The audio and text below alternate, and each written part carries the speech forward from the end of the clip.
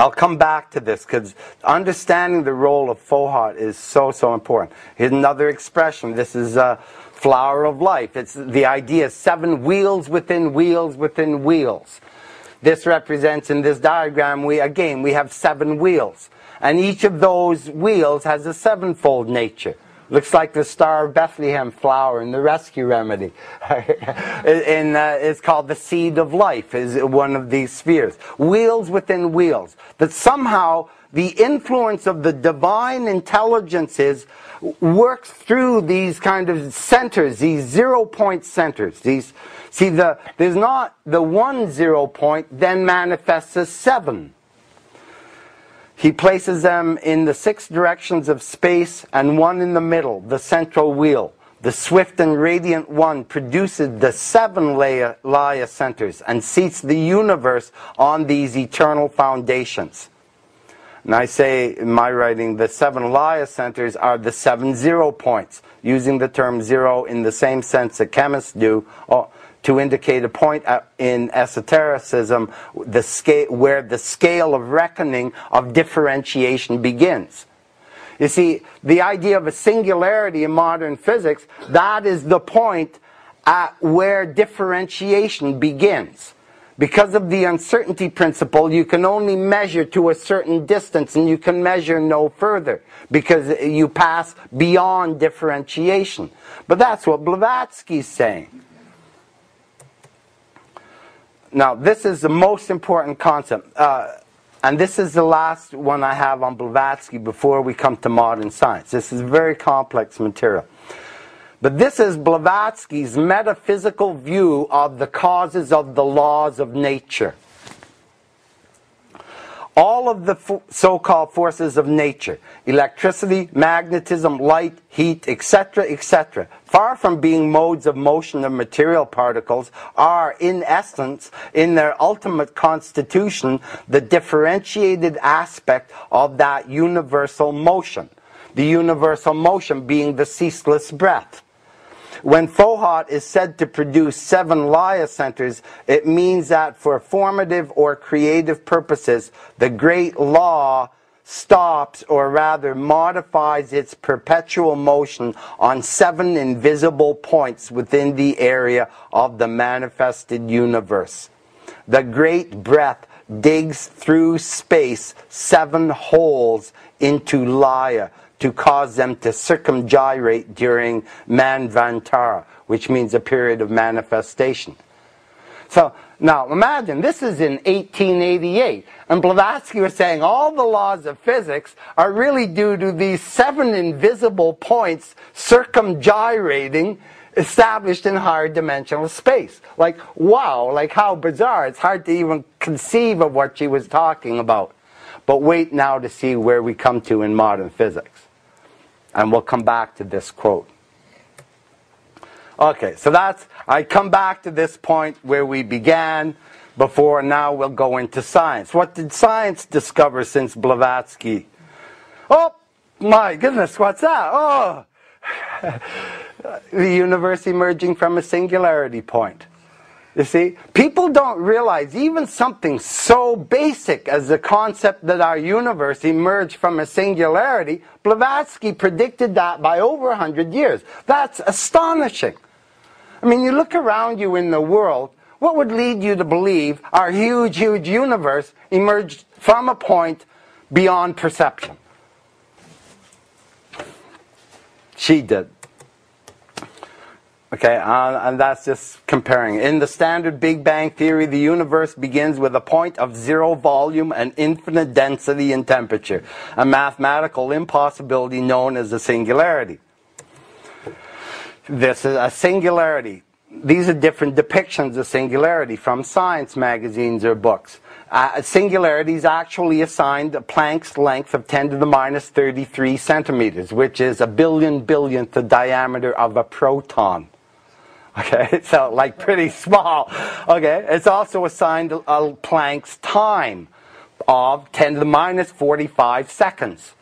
Okay, which is the amount of time it takes light to travel Planck's distance. Okay? So scientists in our era now trace our universe back to a singularity at the first point 0.0000045 zeros 1 of a second. And at that point, the universe was an infinitesimal point, a billionth the diameter of a proton. That is confirmation of the secret doctrine. That was predicted by Blavatsky 100 years ago. Who would these theists say, oh, you got a theory, you say God created the universe, but you don't explain how or what it... But Blavatsky did. A bizarre concept. This is the uncertainty principle. I'm going to skip through this at the moment. This is a physicist Jack D., who took part in the same symposium in 1984 as John was in, and he argued, if you read the very bottom, he's trying to explain that in Blavatsky's view, everything is really part of the same point. You see, a space-time continuum is created out of a point. So in a way, everything in that space-time continuum, in a way, is still part of that point. Everything is contained in a point, whose center is nowhere and circumference everywhere. That's an aside. Okay, well, what does Stephen Hawking? He described Blavatsky's era. He said nearly everybody in the 18th and 19th century believed that the universe was essentially unchanging in time. One could equally well believe that it had existed forever, or that it had been created in its present form a finite time ago. Well, Blavatsky didn't believe that, Stephen. She believed something different. She believed the eternity of the universe in total as a boundless plane, periodically the playground of numberless universes, incessantly manifesting and disappearing, called the manifesting stars and the sparks of eternity. The eternity of the pilgrim is like a wink in the eye of self-existence. I love that. A wink in the eye of self-existence. Isn't that cool? So Blavatsky in 1888, not only was she saying our universe emerged from a singularity, but she says an infinite number of universes emerge from point sources out of the eternal parent space. Not only that, Blavatsky, imagine this is a plane of being. This is the eternal parent space with my arms. And what you have is, from a zero-point source, you have a universe emerging that expands within, without. Okay, with the creation. And eventually, Blavatsky says, it contracts without, within, back to a Laya center and back into the nothingness. So not only does Blavatsky predict the emergence of the universe from a singularity, she predicts the collapse of the universe into a singularity. Modern physicists now conceive of the same thing.